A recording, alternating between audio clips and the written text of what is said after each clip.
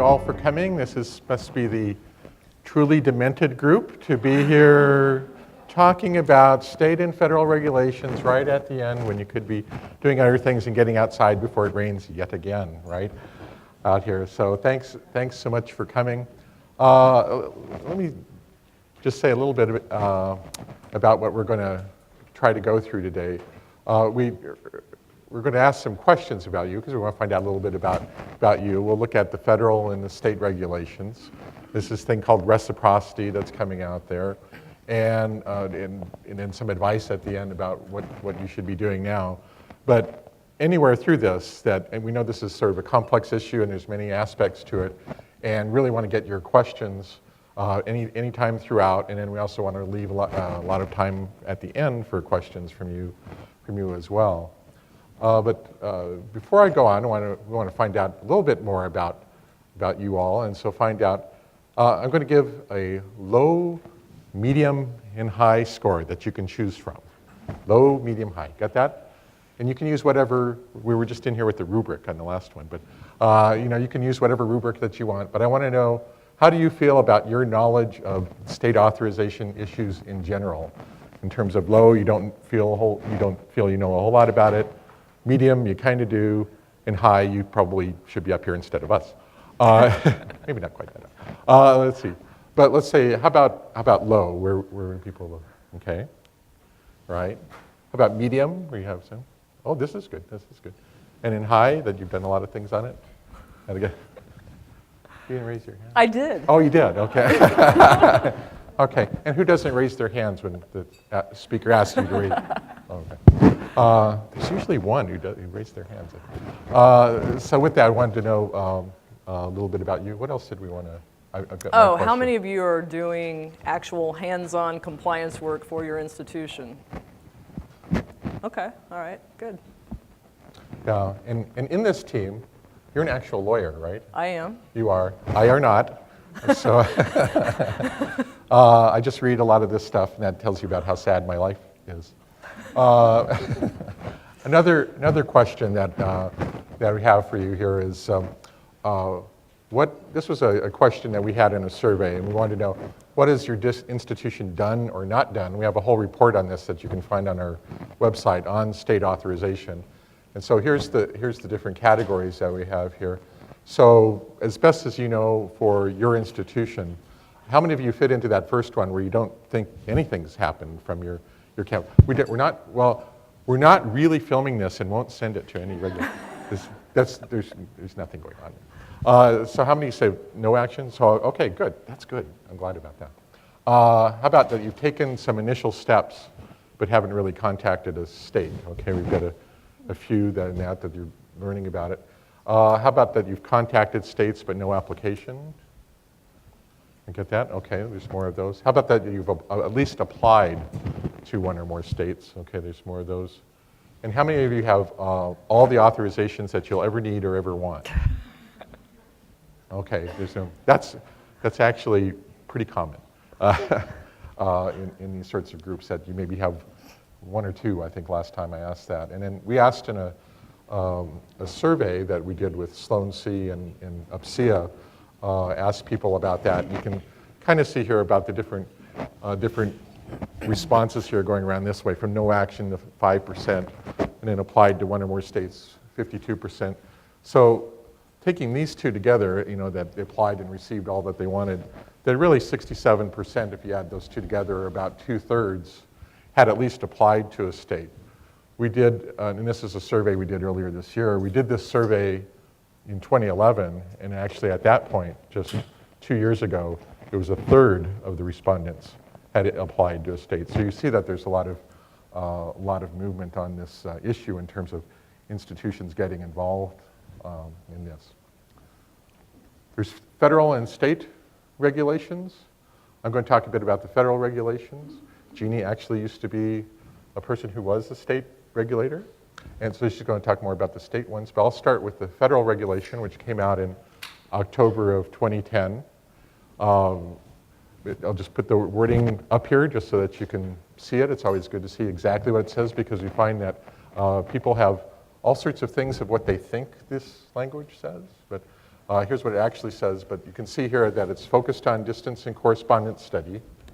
And if you have students in a state in which your institution is not physically located, and sometimes that's harder to tell than not. I had a Big Ten school call and ask me, says, what does it mean if a student's in another state? You're in this state? You're in that state? But it does get more complicated, so I do understand that.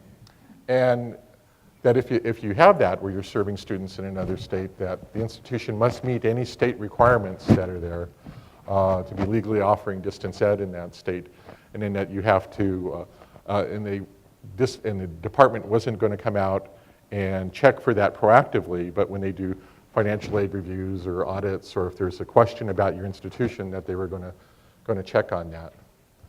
Now, the fun thing about the federal regulation is it's gone. There is no federal regulation right now.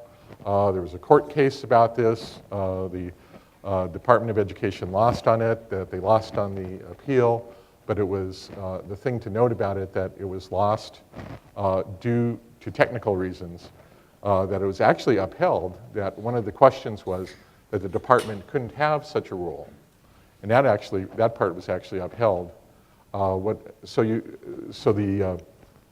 So there is no Department of Ed rule. Department of Ed has come out and said that they won't be enforcing this going forward. So, I'll go home. Right? No. So what happens? So why are we talking about the federal regulation still? And that's where we get into this. We're looking at kind of a murky future, and I didn't want to put words up there because I'm not quite sure that there's things going forward where we think that the federal regulation probably will come back, or at least there'll be every attempt to try to make it come back, and that we've already seen something called a negotiated rulemaking process. Remember I said that the language was struck down on technical means, and that what happened was that the court said that the Department of Education didn't use the right process in notifying people before they issued the regulation.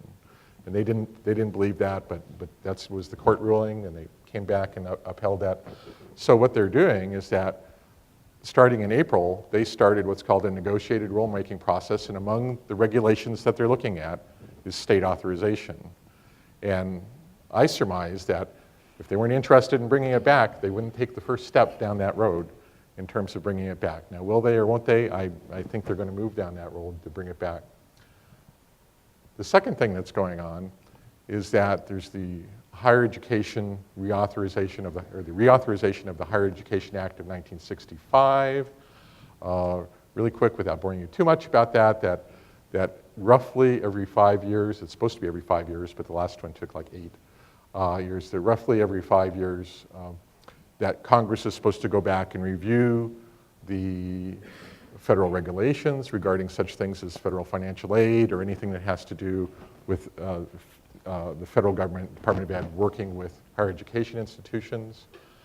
And that is, last one was in 2008, 5 years, remember it says 5-year review. We're in 2013. That might come up, and there may be some interest in trying to put it into that language. Although, I don't know if any of you noticed Congress is slow on things lately. So they were supposed to do K through 12 last year, the reauthorization for that. That's still probably be done, Lord knows. So we don't know when that's coming on. So we're not thinking that that's going to happen anytime soon, but there's some interest in trying to move the state authorization into that bucket so that if it never comes, then you have that. The third thing that could be coming up in terms of looking at the future is that I keep hearing that the Department of Defense, as part of its memorandum of understanding for institutions that serve military students with tuition assistance and others. How many of you serve Department of Defense and do that MOU? Okay, there's a few of you, a fair number of you in here, that there's this memorandum of understanding that you have to sign, and that state authorization will probably be put in that. And so that's going to have a big impact on all of those institutions that are doing that. So we think that that's coming. The MOU was supposed to come out sometime in March or April, and it's not out yet, but that's where we're at. So we think that these things are coming back at some time. With that, I'm going to turn it to Jeannie.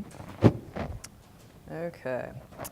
And on this screen, there's supposed to be a little hornet flying around, but I don't know which button to push to make that Try happen. pushing the next button, see what happens. Oh, there he is. Sweet. So yes, the feds have and did kick the hornet's nest. As we all know, what kicked off the 34 CFR 600.9C that's made everything so crazy for the past 2.5 years. But in addition to that, parts A and B were not struck down.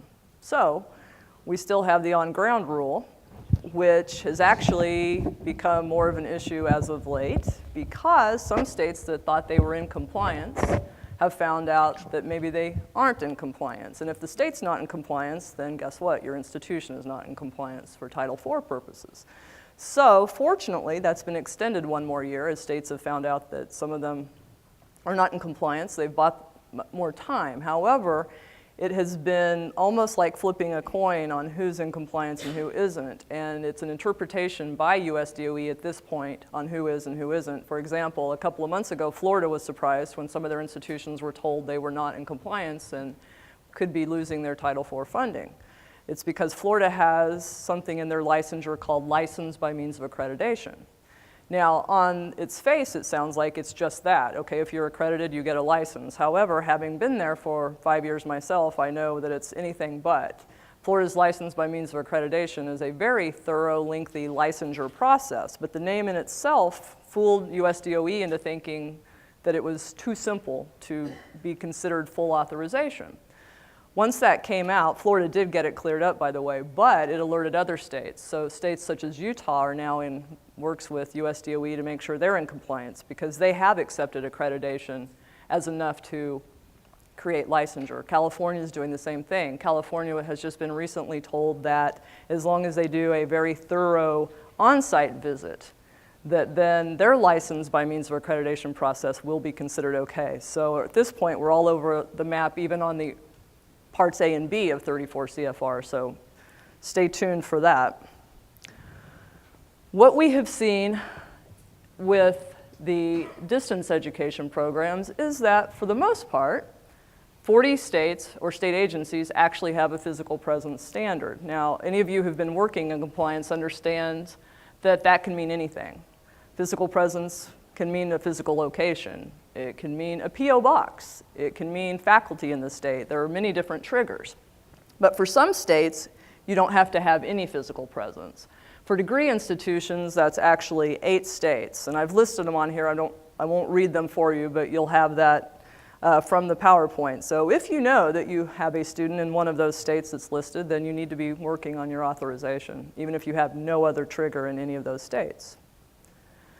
The non-degree chart is going to look pretty similar to the degree chart. So we still see that 39 states have some sort of physical presence trigger standard. There are 10 agencies, however, that again, if you have an online student, they want you to be fully authorized. I've also listed those 10 states so that you'll have that again.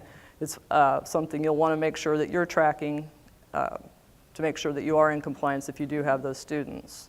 One of the things that happens too is the rules change. And in the past couple of years, we've seen a lot of changes. And one of the things I do is I track with all 50 states on what's going on. So I talk with the regulators on a quarterly basis, sometimes more often, to see what's changed. And sometimes when a new regulator comes into an office, the rule may not change, but the reading of that rule will change.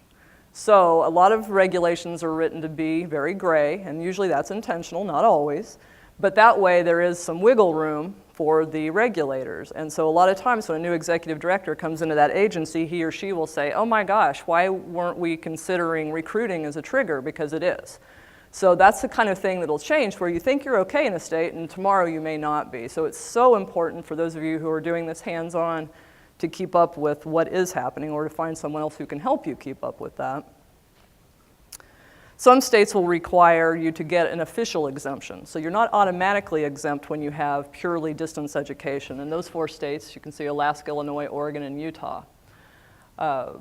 It's usually, for the most part, a fairly quick process. So it's one of those states that you can put on the top of your list because it's quick to get in compliance and you can feel good that you have a state checked off your list.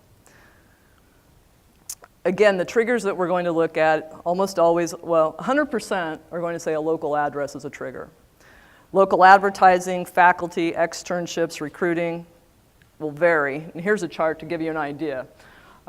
Faculty is the least common trigger, although 1/3 of the states are going to say faculty is a trigger simply if you have a faculty member living in a state and you enroll students in that state, even if that faculty member never meets face-to-face with that student. So other states are going to say only if it's face-to-face. Florida is one of those states. You have to have that communication going on. Georgia has also recently changed their stance on that. It used to be if you had a faculty member there, they wanted you to be licensed. Now you have to meet face-to-face. So they've actually lessened their reading of the rule. So why is it so important? I think we all know. You don't want to get a cease and desist letter. It's one of the worst things that can happen to an institution is when they're told, stop what you're doing. And why is that so scary? Because usually when that happens, you already have students enrolled in programs. Many are very far into the program. I have spoken with institutions where the student is ready to graduate. They are ready to be out there, and then they find out, oops, this program was never authorized. So the state will not issue that student a license to, in this case, it was to teach elementary school. There's another example that I talked to a school, it's probably been a month now. Same thing happened in a different state to teach. They hadn't met the credentials to teach at the high school level. And at that point, they were 1 semester from graduating. So, it's the worst thing that can happen is when your institution finds out they were never authorized to begin with. It's important to track more than just your state authorization. And so it's extremely important as you're learning the world of state authorization that you also understand the world of professional licensure. A lot of times an institution will look at the physical presence triggers and realize, oh, thank goodness, our clinical programs will not trigger a presence in, let's say, the state of Florida.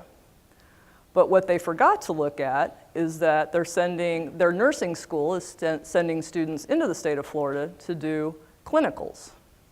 The clinicals themselves can trigger for the Board of Nursing, even though they don't trigger for the Commission for Independent Education. So again, it's so important for your institution to be aware of what programs are in place, where you have students, and where you have students stepping into a state to do some type of clinical experience, student teaching experience. So what we do is we create charts for every state, and it's something your institution can start doing as well. And we break it down with what are the triggers for the state, how those triggers work, and if there are specific examples the state gives, because almost every state has a nuance. In Florida, again, it's a state where the faculty triggers if it's face-to-face. We put that nuance in there because once you're working with multiple states, it's so difficult to remember who does what and why they do what they do. So anything that you can track with that. We keep track of who the current contact is for the agency, web access so you can find forms, regulations. And again, that's something you can begin charting yourself. We track the fees. Also, the compliance period. In Florida, every year you need to come back up for renewal. We do the same thing for nursing, and we do the same thing for teacher certification. So you're going to have contact information. Also, if a post-licensure program is required to be licensed, that's another mistake that some institutions have made is they assume that once they have students that have been licensed in a program, such as an RN, that they don't have to worry if they then do an MSN program. But in some states, about 8 or 9, they also oversee post-licensure programs. So it's another thing to be tracking. So if we look at Nebraska, you can see that no, the Board of Nursing there is not going to look at the clinical programs. However, they do want to make sure that the person overseeing the clinical is licensed in Nebraska. And with that, I'll hand it back to Russ to talk about reciprocity. Actually, I'm going to pause for a second and want to see what questions that you have before we go into reciprocity, and then probably reiterate a couple points. Is that one is on the state regulations that the states expect you to be in compliance before you serve the first student or before you advertise in the state. So we often get asked when what's the deadline for compliance? Well, it's before you serve students. Would you like to say more about that? Right, and I'm sure most of you know this by now, but every once in a while I am surprised at someone who doesn't know it, and that's okay. But again, just because Part C was struck down by the courts, the states still have their requirements in place. So even though your Title IV is not at risk currently, all of the state requirements are still there. The states still expect you to follow all of their laws. Why don't you take the microphone over there, and then I'll say one thing about the federal regulation, because you had a question. Yeah. And then about the federal regulation, that what we're saying is that we think it's coming back. Now, if you haven't done anything and you're not in line and starting to work on this, and then all of a sudden it comes back and they come back with some crazy deadline that you're supposed to meet in terms of being in compliance, don't think the states are going to do you any favors that you start applying to all these different states. They're not going to run you to the front of the line in terms of making sure that you're in compliance.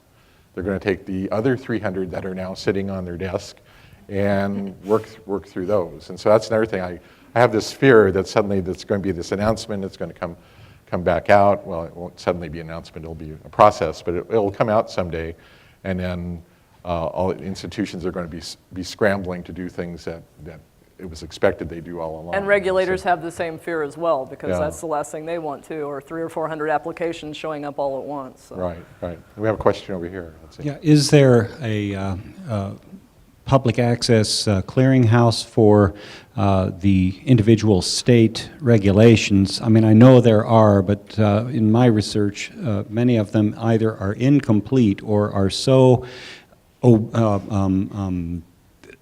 non-transparent, I'll also say the opposite of that, but anyway, that it makes it so difficult to even try to comply because you cannot understand those. And you just had examples of a couple of charts up there that probably have common characteristics throughout, or at least categories throughout. How can we access that kind of information? Sure. There are resources available, and they're definitely a great place to begin, and one of the best places to begin would be with the SHIO survey, and they just updated theirs in May, so it is fairly recent. Now, again, it has a lot of information, so it will really help you get started. It's something they're only able to update twice a year, which it used to only be once a year, so it's much better. But it gives you a great place to start. Okay, that's good to know. So they're going to go back to once a year. So again, the best thing to keep in mind as you use that is to do not completely rely on it because the information changes so fast. However, it will give you contact information, it will give you, ways to get started. And that in itself is huge because I know, back in the day, especially before all of this came along, some of the websites were hard to find. Even the main website for the agency was difficult to find. It's gotten a lot better the past couple of years, and also the information on the websites have gotten better. Let me say a few things. So the website, first of all, SHEO is SHEEO.org. So SHEEO.org. And up in the right-hand corner, there's several colored boxes, and it's like this. The second thing down is distance education, and if you go through that, you can find there's several lists that they have on there, and so there will be a link called State Survey that you can click on. Yeah, and so there are, there are drawbacks to that list because it depends on the states to fill it out and doesn't have everything. But I know that people, when they start getting into this, that they have this feeling they want to see a spreadsheet that says, oh, do I have to do it over here? And then what it's hard for people to understand is that authorization is an intersection, and it's an intersection of what are the state regulations and what am I doing in that state? And so it does take some analysis both of what your institution's doing there. Do you have faculty there? Is somebody marketing there?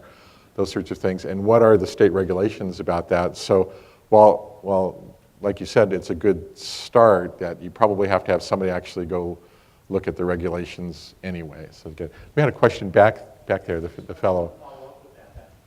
It's a really great site if you've ever used it.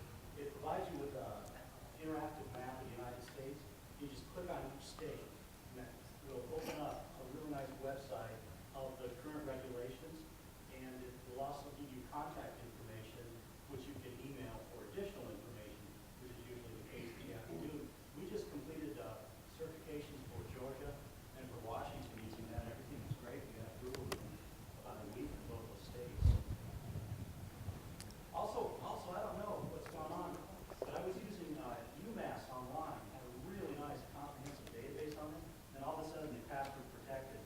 That- record of how they went ahead in all the states and certified themselves, and how long it took, who they talked to, and all the challenges they had. And then I was so impressed with that, I was showing my pro, and I got to it, it was all, they locked it all down.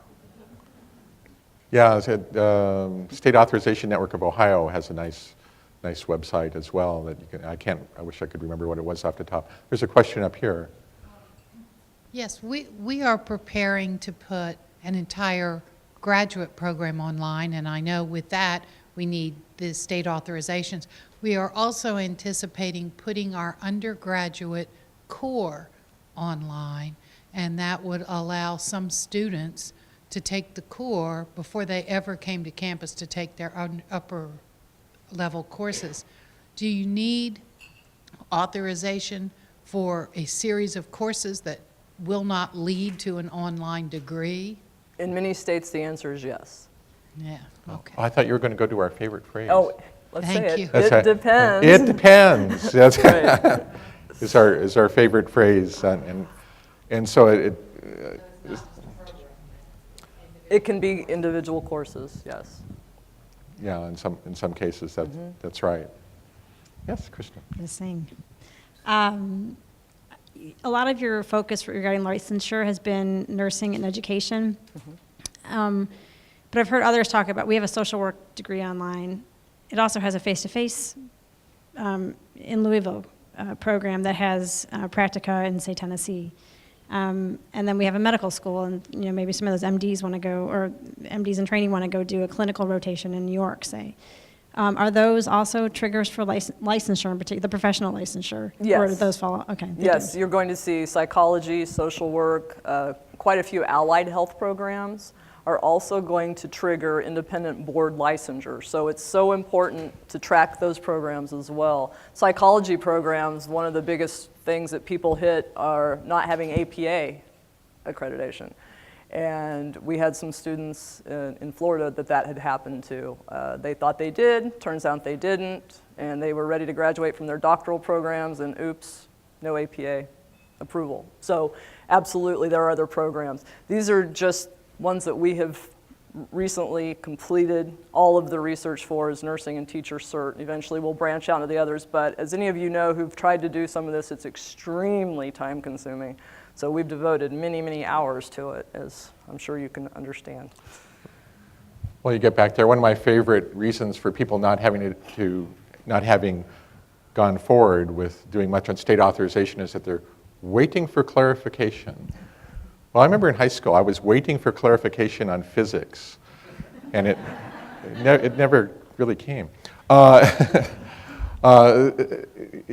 Unfortunately, it's 50 different states. You have to know more about your institution and what it's doing than you ever thought you had to, because all of a sudden the business college or some faculty could suddenly think, oh, we'll go do this in Missouri or something, and that ends up being a problem. So it does end up being, there has to be some grunt work in terms of figuring out what you're doing, figuring out what states that you're in, and then trying to, again, back to that intersection, trying to figure out, is there a problem there with that, or do you have to apply? A question back here. Okay, we've wondered about our campus students that want to take online courses in the summer and they return home to states where we don't have authorization agreements. And we're wondering, are they, because they are a ground student for the year and they're just home with family over the summer, does that count as needing the authorization? Most states are allowing that and saying it's okay. They have so many other things they're worried about that they're not worried about Susie going home for the summer and taking a class still based back in the institution where she is 9 months out of the year. Now, is that 100%? Maybe not, but so far that's what states have been doing in practice. Yeah, and we'd asked that question of two of the more difficult states that have really been tough on things, and they both said the same thing, that they weren't going to look at that. And I said, oh, could you put that in writing? And they said, no. So, there you are, because technically you're out of compliance, but again, if it's only a few students, they typically don't want to do that. I will say that I did get notice from one Eastern institution, I guess I'll throw Alabama under the bus, that a certain southern state in Alabama, that Alabama was watching their website to make, because the only online courses they taught were in the summer, and it was to their students. And then they ended up having to put on their website, except for Alabama students returning to Alabama. I get that. So that's the only state I've heard that, where that's true. And I don't know if that's now about 2 years ago. I don't know if they would still, would be so militant about that or not.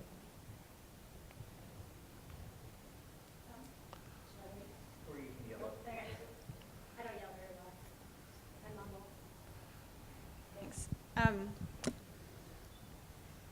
I know that the IPEDS reporting has changed, and so now they're capturing this data. And what our office, we've been working with them to identify the students, and they have been doing it based on just students enrolled in online plan codes is what we were going for. Obviously, that's not going to cut it for everybody, but do you know if the goal for IPEDS reporting is going to be to show which states institutions are teaching students in? Because I heard that the first pass was going to be just, yes, U of L is teaching courses to students in other states, but... I don't think it's IPEDS that you have to worry about. They have started the distance education stats that they're collecting. I think it's the federal financial aid information. Because I've heard from that point that people who've undergone recent reviews, that they've started asking, which states are these students from? Even though they're not enforcing that regulation, that they're just asking the question. And I'm wondering, well, why are you asking the question unless you have the intent of trying to do something with it someday? And I know one institution that refused to answer it. They said, well, there's no enforcement thing here, and they refused to answer it, and I think they got away with doing that. But I have heard from more than one institution that there's collection of that information on the financial aid side. Get that?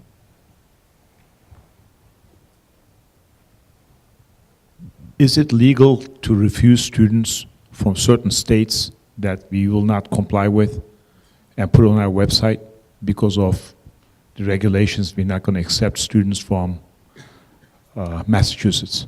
A school can choose to do that. It's just a business model decision if you choose to not. And Boise State University, I found recently, has one of the best websites. There's a page on their website where they're quite clear where we will not take students from Massachusetts or wherever the states are. And then there's some other states where they say we can take you, but here's a little statement that we had to put on it. So they're probably the most complete in terms of the information. But it is good. That actually is something in the federal laws, that you are expected to notify the students whether you're authorized in a state or not. And I know a lot of marketing departments heads spin many, many times. Once you start saying those sorts of things that, oh, by the way, we're not going to take students in Montana or someplace. And one thing that happened recently on that note, an institution basically put on their site that they wouldn't be taking students from a couple of states and said because they couldn't get approved in those states. That upset both those states because that wasn't accurate. It's a decision if the institution chooses not to deal with that state because of a financial reason or because it's just too much of a pain in that state. But, be aware of that in your wording of. I was afraid about discrimination. That you're not going to be subject to discrimination lawsuits because I'm refusing you to admit you. Well, and of course, anyone can try that, but, the success of that would certainly be another question. But the school has a right to choose. If you're following state laws and you can show that, that's probably a pretty darn good defense, not being the lawyer. So I get that. We had a question back there. Right, so we're looking ahead at our renewals in several states. One of the things that they're asking for is tracking by county within the state of where the student is located. One of the questions I have for the group is there any traction in the like PeopleSoft environment? Because one of the things we're finding is that our student record system is not yet set up to capture that level of granularity. Wow. I have not heard about that, but I do know that some states, I am aware that some states are very clear about wanting to find out by county. But I haven't heard about any of those SIS systems coming to the rescue. Anybody else? Or- Stand in because zip code and county lines are not Get that. coextensive. Let's see, we had another question up here. Just a real quick Okay. comment regarding the last point Okay. that we discussed about whether or not you choose to seek state authorization somewhere. We were advised that we're working through this process, that at least states where we aren't authorized, this is marketing spin, but just on the website, if you're going to make a point, say, we have chosen not to seek authorization. Yeah, I think that's a good way to state it. And to be clear, I tell you, in the last few weeks, I've received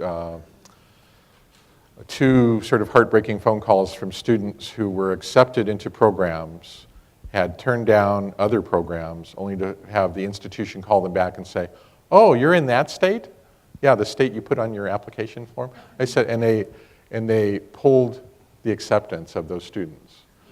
You know, and these are public institutions, you know, that had done this, and I've got many other stories about real heartbreak where and it's not just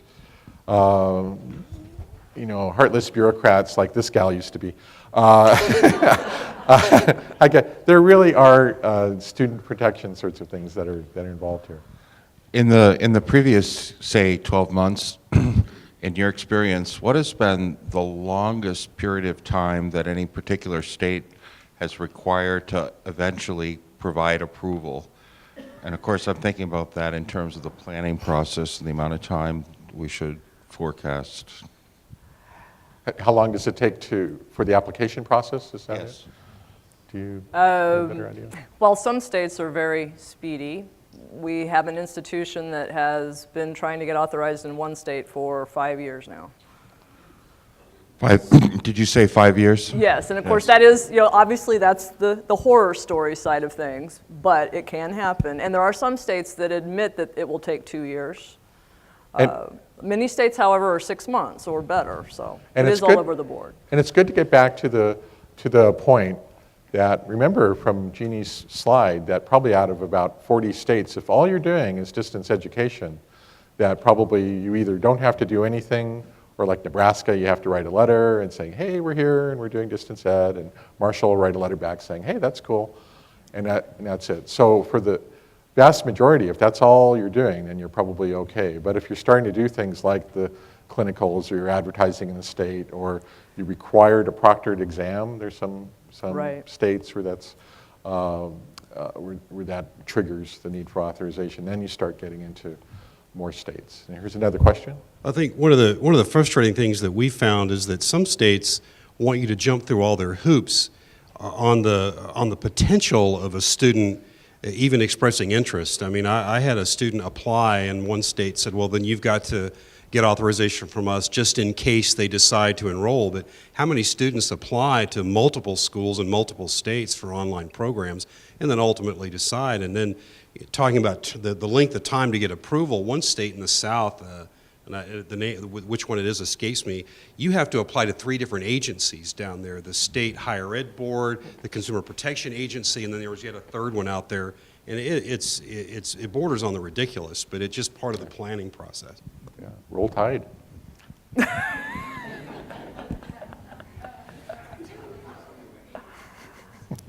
That was good. Did you want to comment on? Nope. Okay. Talk about. Yeah, we'll go through some things here, and then we'll. Is there any help out there? Let's see that I've been on 2 different committees that have been working on the state authorization reciprocity agreement. This has been up here for a while, so maybe you had a chance to read it. But the idea based upon is that if I can get approved in my home state, can't we have that recognized in other states? And so, sort of like a driver's license, you don't have a driver's license and you have to go get another driver's license when you go to another state, or another, and that's something that's pretty ubiquitous. Or another example might be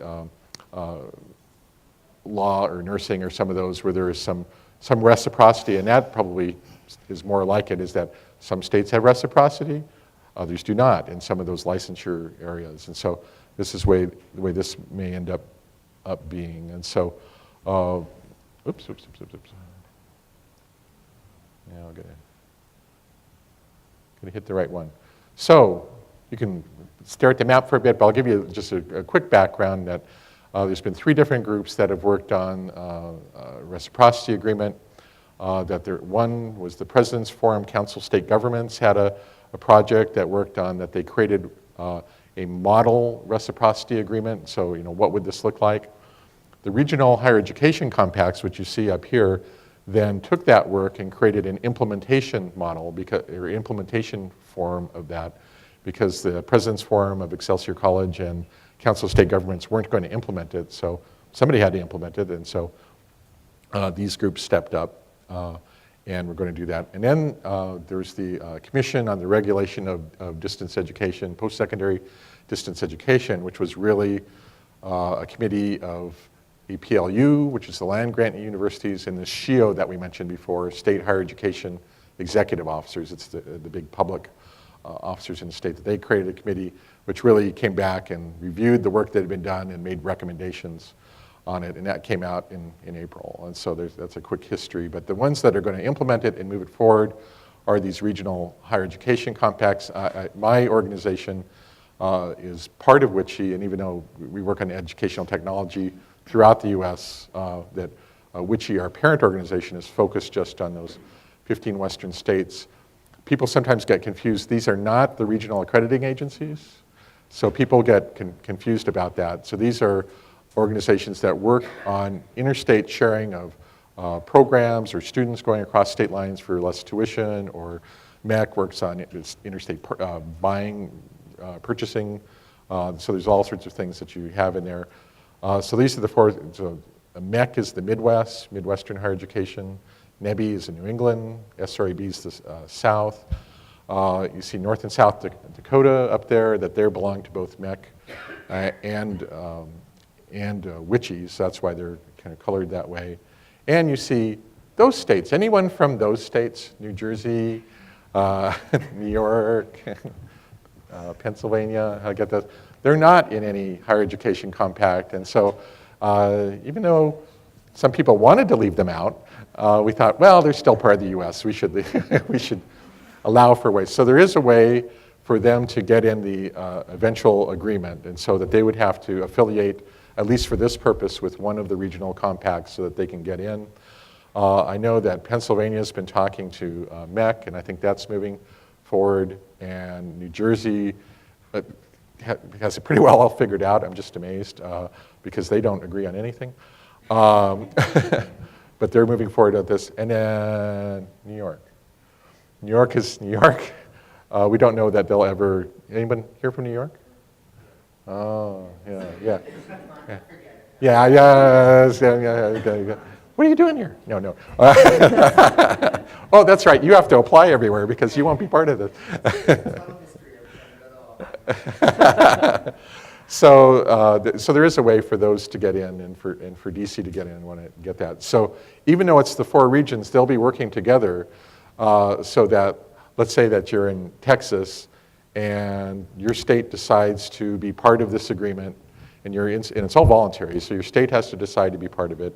Your institution has to decide to be part of it, even though that you're in the southern group, that you would have reciprocity with, regardless of region. You would have reciprocity with Oregon or with whatever, or New Hampshire, whichever other ones, as long as they work. If a state doesn't join reciprocity, then it's back to, you have to do what you had to do before. Just quickly, I want to get on some other things that regional compacts are working on this. You'll see a lot of, we've been waiting for a grant so we can get staff, so they can get moving really fast, because we want to get things into legislative sessions, which means, sometimes that means by October or November that we need to get legislation going. There won't be model legislation, but there will be suggested language of what it should do in each state, and then probably sometime next year that states will apply to be part of SARA. The state has to apply, and then once the once the states have applied and been accepted, then the institutions will then apply to their state, and there'll be a set of criteria that you have to go through. So there's a couple questions here. Let's see, you're right there, sorry. Yeah, my question has to do with a school strategy. We're in the West, and we comply in our state in the West. However, we have online students in multiple other regions. So would our strategy be do our thing in the West, take out Texas because it's in the Southern Association, get an authorization there? Would that allow us then to go throughout that higher education board region? So where's your institution located? California. Okay, so California decides to join Reciprocity. Your institution decides to join Reciprocity.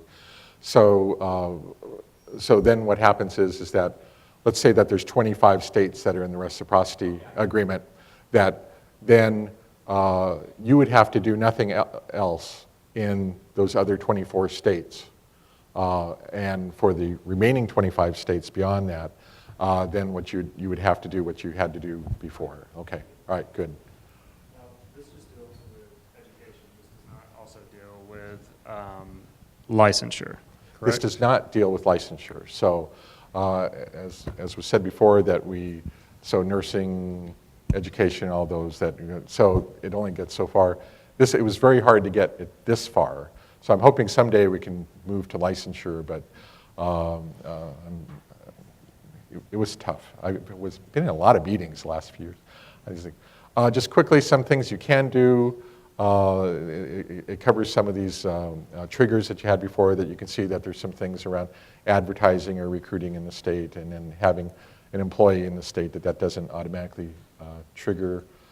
Things that you can't do, you can't have physical locations there or administrative offices. And then there's a big debate right now about having part of a class in a state or part of a particular course in a state, and how big of a particular course is it before you had it. And there's a discussion going on that. I saw in my email today that somebody says, when are we going to solve that? So there's a lot of details that are working forward with this. Okay, so bottom line is, the question we get a lot is, can't we just wait?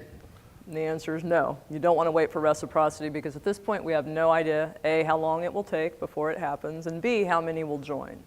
So again, it's probably going to be a mixed bag. Like Russ said, there may be 25 who join, but you'll still deal with other issues in the other 25. Still, that's better than dealing with issues in more states than that. So moving forward then, because you're still looking at state authorization at this point, one of the best things you can do is minimize the silo effect, and it's something I hear all the time that institutions have. And finding the person who can minimize that is not the easiest task, and that really does mean having someone who can communicate with marketing, who can communicate with the different departments, because so often the trigger that gets institutions in trouble is advertising, because the marketing group finds out they want to start a program in the fall, they run with it in spring. The program hasn't been approved yet. They get the letter from the state agency saying, what is all this advertising in our state about some program that you're not even approved for? So that communication is so important, and finding the person who can do that is key. And some institutions have really got it down well. Northeastern is a great example in Boston. They have a group of people that are very vocal, very open, very good communicators, and whatever they've done, they've gotten the whole university on board, so they communicate very well so these things don't happen. Discuss your best practices with other institutions. Join organizations such as the State Authorization Network that Russ is involved in. I'm a member of that network too. It's a wonderful way to communicate with other institutions and other people doing compliance work. NASAPS is a great organization. It's a chance to meet with the state administrators, the state regulators who are going to be looking at your applications. When I was a state regulator, I was very involved with NASAPS. I still speak at their conference every year. It's a great group of people, and it's a great opportunity to get to talk with them one-on-one. And I can tell you, coming from that side of the fence, that when you know someone, it makes it so much easier. Like when I would get a phone call, I might have 15 calls waiting on my voicemail, but it's like, oh, it's Cheryl, I'll talk to her. It makes a difference. So when you have an opportunity to attend those, please do. Do your homework before you contact the agency. The things that the regulators don't like is, hey, I'm with Jeannie's university, so do I need to get authorized? They don't know Jeannie's university. But if you can tell them a little background about your institution and give them a couple of specific questions, they'll be happy to help. Look at as I said earlier, the websites have gotten a lot better. There's some pretty good guidance out there when you can find it, and it is easier to find. Check what they say, and then it makes it easier too when you call them, hey, I'm looking at paragraph 3 on page 5 of your guidance and I don't understand it. They're happy to help you get there and help you understand it. Email is what regulators prefer. Almost, I'd say 95% of them would rather get something in email. It gives them a chance to think about it, so they're not on the hook literally on the phone, so it gives them a chance to get back with you too at their convenience. Now, sometimes that may take a while, so sometimes you have to send a nice follow-up. At some point, you may have to make a phone call because you haven't heard from email. But again, it's a great place to start. Also, another thing I would say is when you do come from a large institution, try to have one single point of contact so that that state agency doesn't get questions from 5 different people at your institution. It does make a difference with the regulator. All right. That's it. Okay, we got That's through it. got through those. Gives us a little bit of time for questions if we have yes. any more. Question back over here. Movements toward international issues with regard. There are, and people are so swamped with the state issues but that's another thing that the department has said, that they want to get involved with what's happening with these institutions that have students in other countries. I think that's, again, really far down the road because they've got to get the state authorization issues straight first. Yeah, they did ask about it in this recent negotiated Right. rulemaking, so we'll. Right, it's floating around out there for We're not sure. sure what they're floating for. Let's see if then there's. Along those lines, I was wondering about U.S. territories, such as Puerto Rico. Puerto Rico falls under state authorization. However, their council is not very involved in it. There are rules out there. They're a very difficult agency to reach. Once in a while, we can do that, but don't be surprised if it takes a long time. But yes, they do. Yeah, and Guam, Puerto Rico. Yeah, and Virgin technically, Islands. you're supposed to get approval on those, but a lot of Right. those that, no matter how many times you contact them, won't get back to you. Now, you may not, the Pacific, there's a term for it. The Pacific Island Territories and whatever they are out there just joined WICHE. So we're hoping that we can get them up to speed, and of course, we'll have to have a meeting out there. So, go see them. What other questions do people have? Let's see.